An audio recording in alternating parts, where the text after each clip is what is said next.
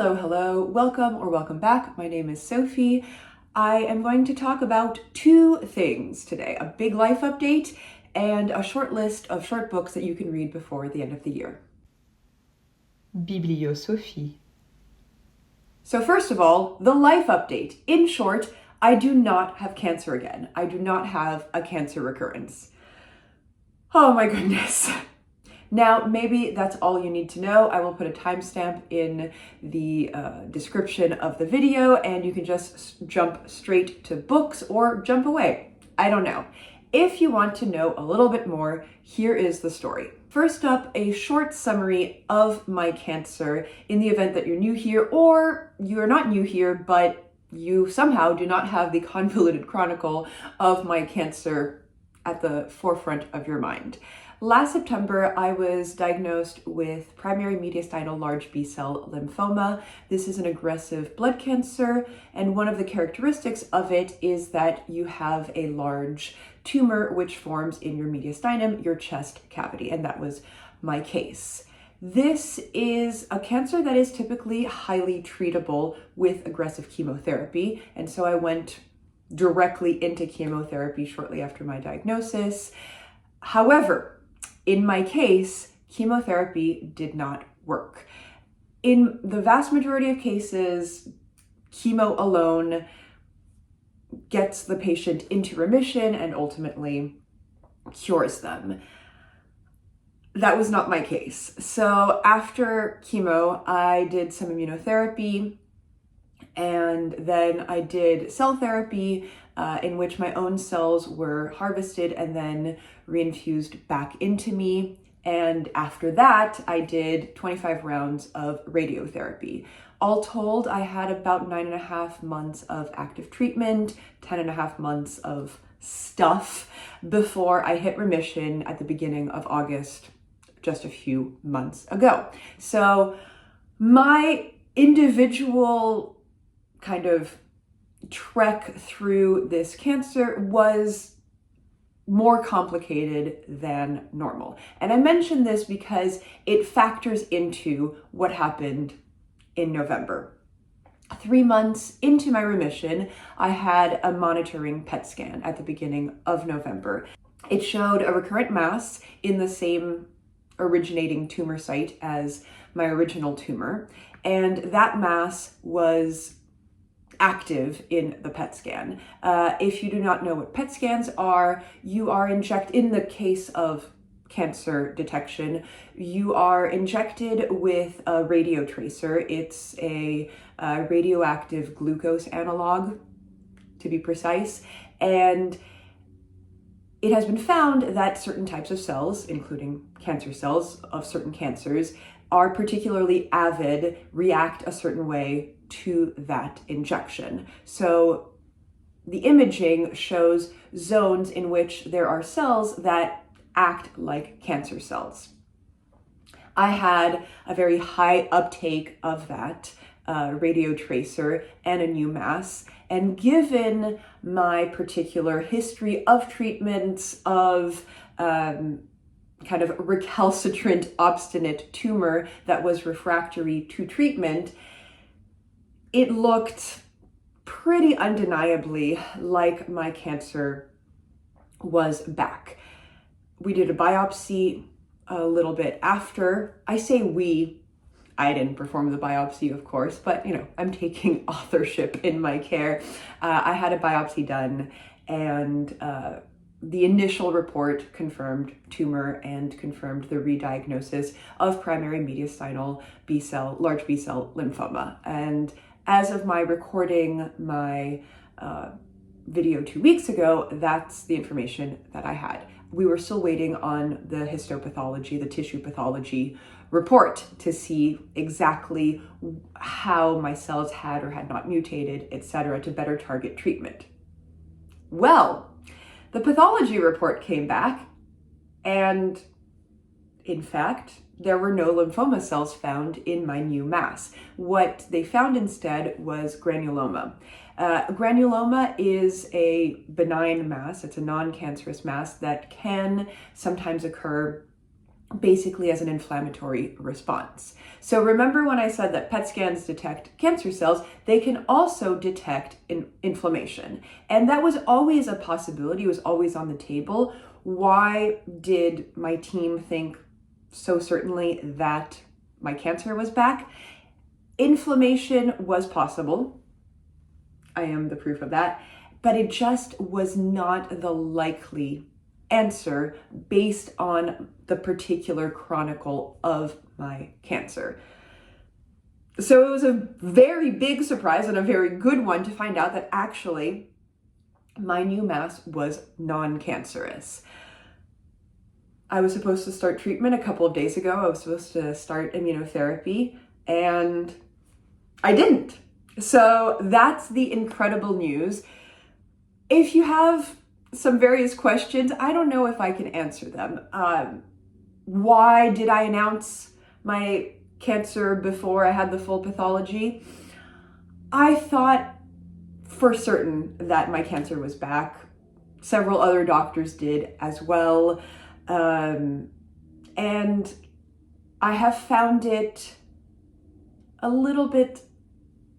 helpful to talk about the ups and downs of my health online. So partially it's me using this channel as a type of journal to process things, but also I have found that I feel kind of responsible for my body updates. Nobody is demanding this of me, but a lot of you followed the complicated trajectory of my cancer the first time around and were so happy that I was in remission, that I also felt really guilty about not being in remission anymore, or so I thought, and I kind of wanted to admit to that. I felt the need to give you the update and kind of share that onus. It wasn't my fault, of course, that I had cancer again, or so I thought, but you do end up feeling a sort of responsibility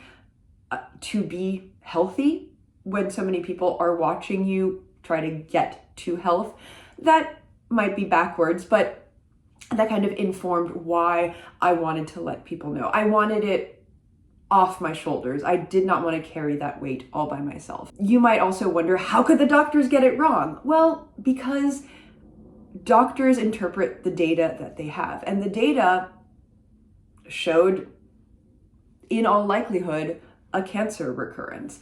That really kind of brings home that cancer diagnosis and treatment and all of the things that surround that are interpretations of data, and you get more data based on more tests and more scans and more procedures, but you can only ever interpret the data based on statistics, based on the narrative of a specific cancer patient, and it just seemed like the obvious answer. We were just very happy that I did not have the obvious answer. I have been kind of a statistical oddity throughout my cancer, and I remain a statistical oddity even in my non-cancer now. This is a much better oddity as far as I'm concerned. I have been feeling big things about it all. I did not want to correct the record until I was really damn sure. And look, we're not 100% sure. You cannot be 100% sure. Is it possible that the biopsy simply missed cancer cells? Yes, but my doctor reviewed the biopsy. It seems pretty impossible. We don't know. I am still going to be monitored. I'm going to have another PET scan in a couple of months. So, things can happen. I still am at a risk of recurrence. Remission does not mean that you are all better. Even in my case of complete remission, it does not mean that I'm cured yet. I will not be considered cured for several years for exactly this reason. You are at a higher risk of a recurrence for several years. And then statistically, there's that word again, you are not after several years and you can be considered cured. I'm also at a higher risk of getting other secondary cancers because of treatment. So We are still heavily monitoring my body, and I hope I will not have any more dramatic news for you, but I can't promise that I won't. And that's the big update. I am finally really thrilled about it. I have to admit that I wasn't quite for about a week or so.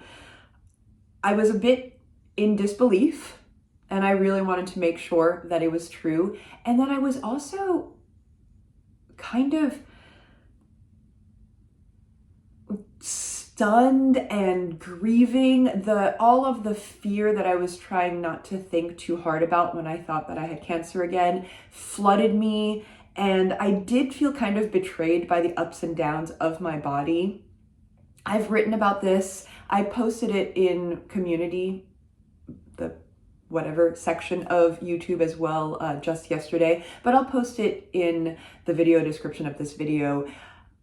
It's been a complicated thing. It's complicated to be in remission, and I'm very, very thankful to be in remission, but it's a difficult headspace to be in. I've talked about it in previous videos as well, and this kind of whiplash of cancer, no cancer, cancer, no cancer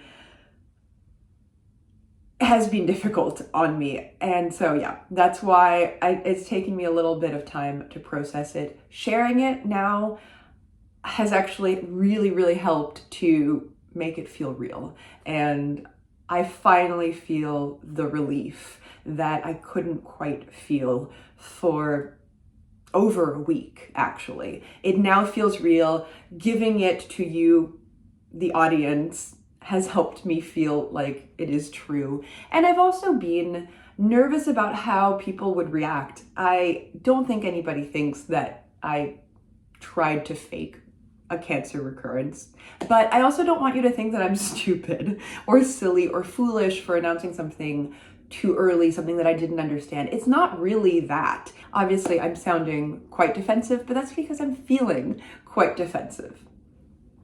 So ends the cancer section of this video. Now let's talk about books.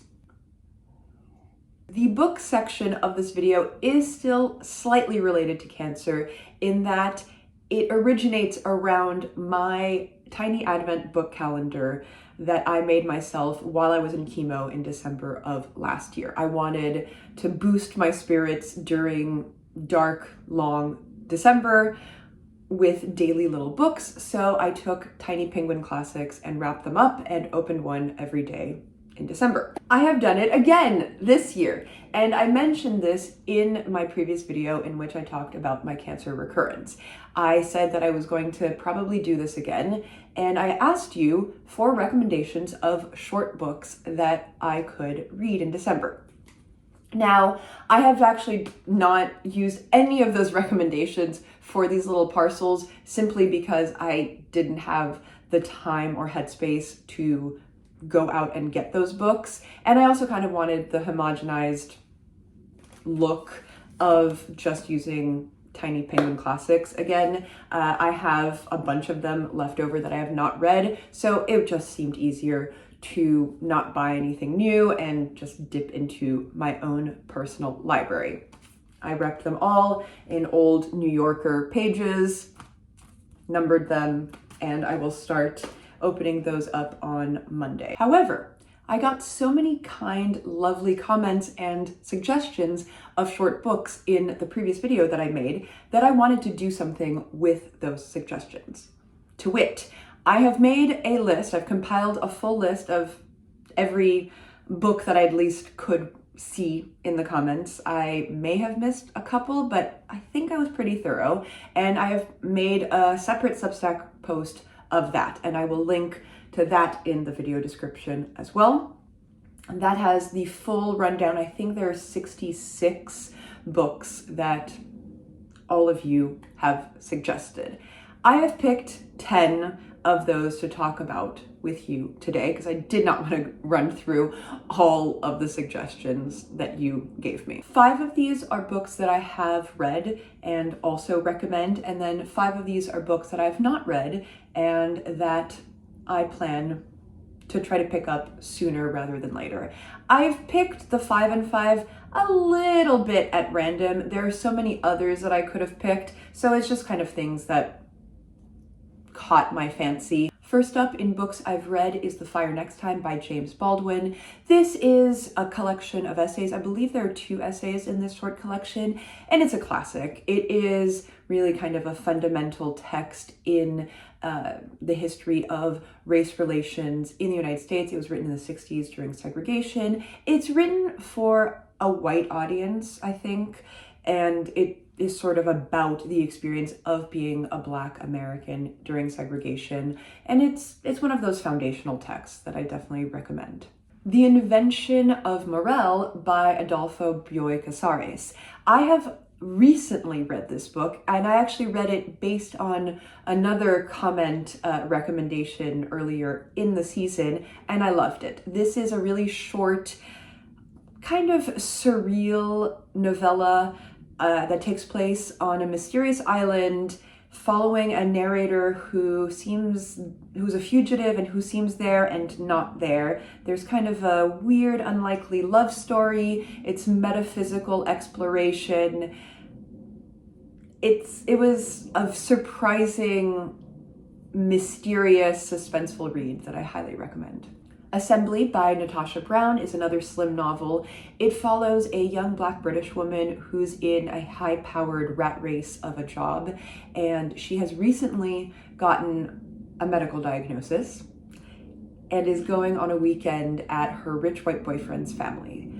And she is reflecting on class, gender, race, how these things kind of enmesh in her life, what she wants out of her life, her past, her future, and how all of these things interact with one another.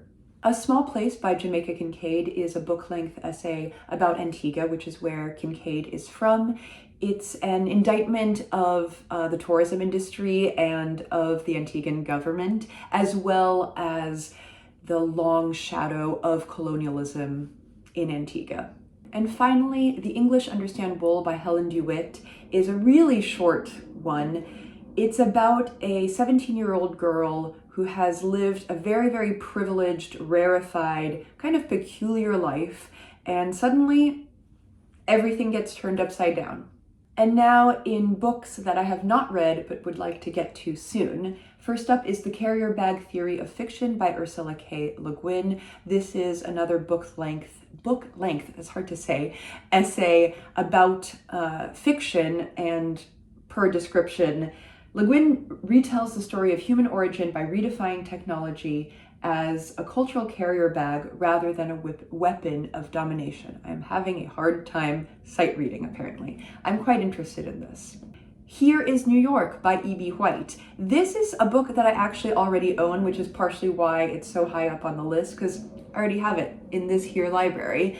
And I bought it years and years ago and I never got to it. This is a 1948 essay about New York. I think it's kind of nostalgic and humorous, and I think it will transport me nicely. So I would like to really get to this one this month. Suite for Barbara Loden by Nathalie Léger, or in French it's Supplément à la vie de Barbara Loden. I would probably read it in French if I get to it. I will be going to France later this coming month, so maybe I'll pick it up there, but we'll see. This is kind of a biography of Barbara Loden, who was an American actor and also who directed one film called Wanda. It's kind of a cult classic.